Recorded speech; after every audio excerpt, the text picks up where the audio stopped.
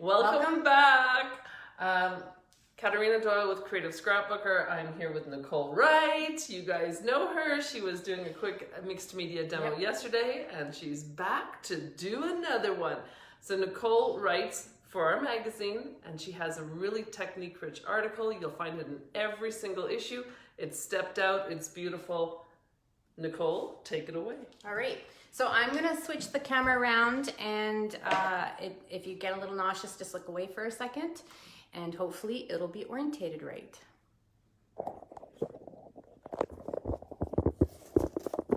And twisting.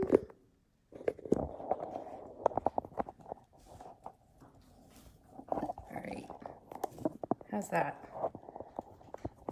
Keep going down a little further. There we go. Sorry guys, this is live. And it takes just a minute to catch up.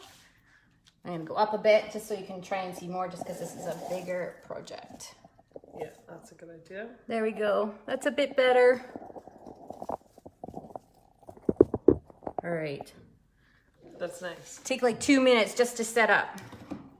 All right, so we're gonna try and fit all of this in the frame just because it is a 12 by 12. And we are using from yesterday the mixed media tag, and I'm going to show you how to incorporate it into a mixed media layout. So this is my paper, Timbit Travels, from my new collection with Wild Whisper. And yesterday I threw one of these little baby wipes onto my brand new piece of paper, and guess what it did?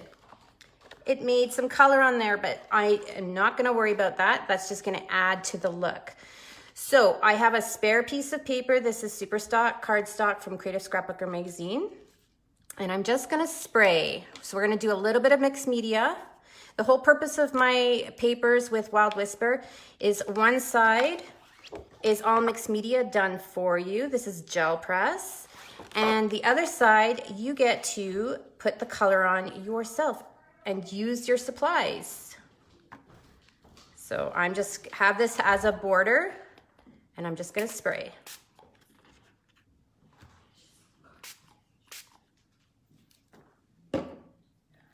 There you go, and see how that just creates a little bit of spray here, a little bit of spray there, and then we have some blank space.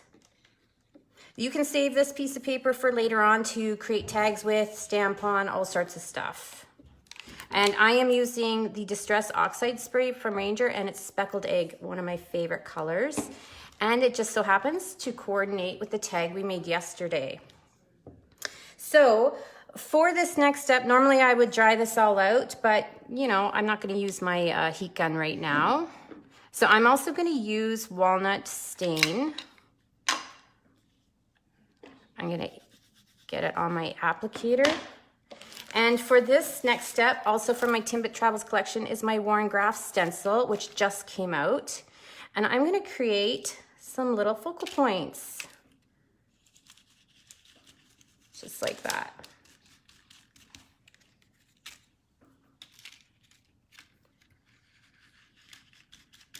Look at how pretty that is.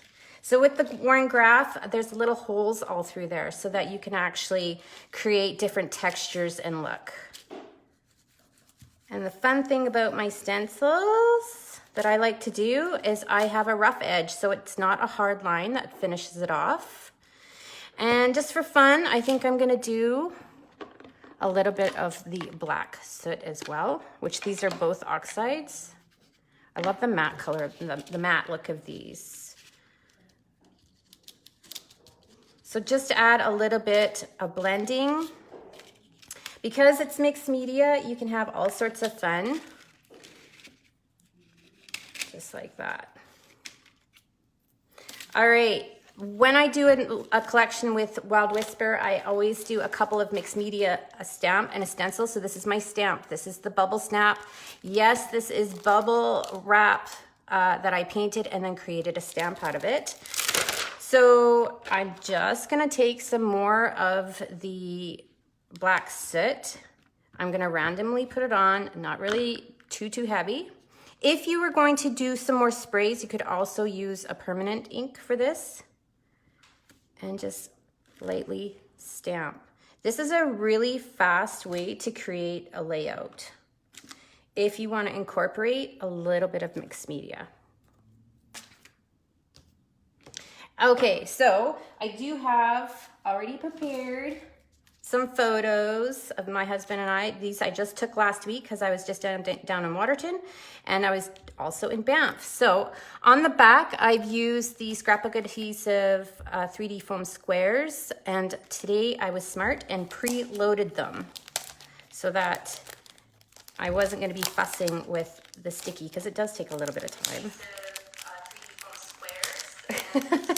I have a little bit of feedback.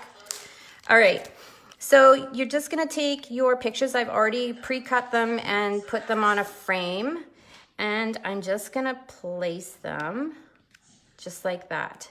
Now, yesterday, if you watched my segment for the mixed media tag, which was segment 12, we're gonna incorporate this, and this is how you take something that you've played with, a little technique, and you incorporate it into your layout. So I'm just gonna use my Scrapbook adhesive Easy Runner Grand and just apply the tape. And I'm just gonna offset it over to the side. As you can see, this is a really fast layout. Takes no time at all. And then I'm gonna put my other photo of my husband and I, just kind of offset it a bit. All right, so now we're gonna have some fun. We're gonna have a little painting fun. So I'm just gonna put this aside for a second. Bring out your spray, your coordinating color spray.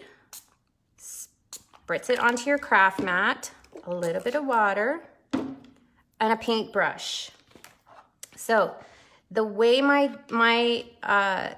layouts work on my pattern paper, I'm just gonna put this over here so I've got room to work. It's a very small desk they've given me. The way my paper works is you coordinate on the back. So on one side you have pattern, on the other side it's my drawings. And yes, I did draw these. And you coordinate with your product and you color it in. So you could do this with like a rainbow of colors. You can do this with inks, stamps, scribble sticks, gelato. You can just, whatever you can think of, you can do. And you can also, if you want, you can blend these colors. So this is a way that you are now coordinating your pattern paper. You're actually using your products and you are creating it and making it your own with your own color style. So everything that you have will then coordinate. And guess what? You're actually gonna use your supplies. Because we all know we buy this stuff and it's like, oh, I haven't even opened the packaging yet.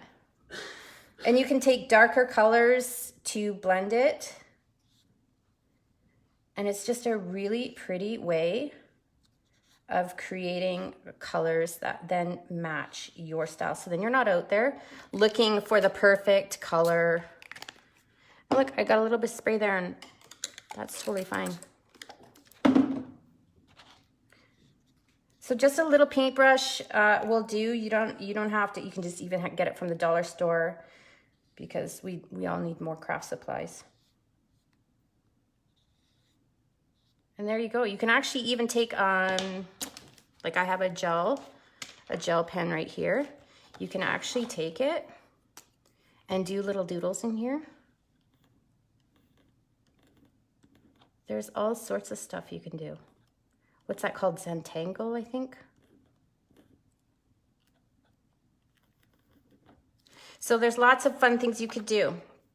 And that's the point of the other side of my pattern paper collections, is you create how you want. Then you're gonna take your gel pen. I might be moving too fast. I was moving like crazy yesterday. And then you can go along and you can frame out your tag. And this doesn't have to be perfect, so don't grab the rulers, because after all, this is mixed media. And we're just gonna go around and frame everything. One of the tips, if you find, because when you're adding sprays and water, your paper wants to warp a little bit, that's pretty normal. You can add tape on the back and you can layer another thick piece of cardstock on the back. You can also mount this onto chipboard, which I've done before. And then you're just gonna scribble just like we did on the tag. So now I'm coordinating the tag with the layout. So as you can see, I have the mountain that matches the mountain and the colors that all match. Are we almost done? Okay.